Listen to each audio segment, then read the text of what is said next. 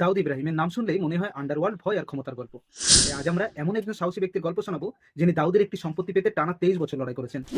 আসুন তাহলে গল্পটা শুরু করি। মুম্বাইয়ের নাগপাড়া এলাকায় দাউদ ইব্রাহিমের একটি দোকান ছিল যা আয়কর দপ্তর বাজেয়াপ্ত করে।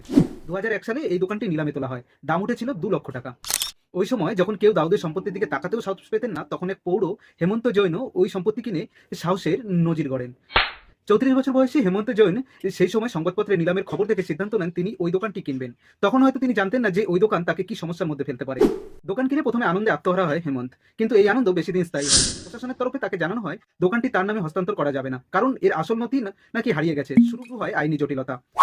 হেমন্তের কথায় আমি বারবার প্রধানমন্ত্রীর দপ্তরে চিঠি লিখেছি, কিন্তু কোনো উত্তর পাইনি। ন্যায়ের জন্য আমি লড়াই চালিয়ে যাব। এই আইনি লড়াই 23 বছর ধরে চলতে থাকে। মাঝে হেমন্তকে জানানো হয় দোকান পেতে হলে বর্তমান বাজার দর অনুযায়ী 23 লক্ষ টাকা দিতে হবে। কিন্তু হেমন্ত সাহেব জানিয়ে দেন যে তিনি নিলামে 2 লক্ষ টাকা এই দোকান কিনেছেন, অতিরিক্ত তার টাকা দেওয়া তার দ্বারা সম্ভব নয়। অবশেষে ন্যায় জিতল। আইনের সাহায্যে হেমন্ত জৈন ওই দোকানের মালিকানা পেতে সক্ষম হন। 23 বছরের লড়াই শেষে জয় পেলেন তিনি। এই ঘটনা আমাদের শিখিয়েছে যে সাহস, ধৈর্য আর আইনের প্রতি আস্থা থাকলে অসম্ভবকে সম্ভব করা যায়। হেমন্তের লড়াই এক প্রকৃত অনুপ্রেরণার গল্প। এই গল্পটি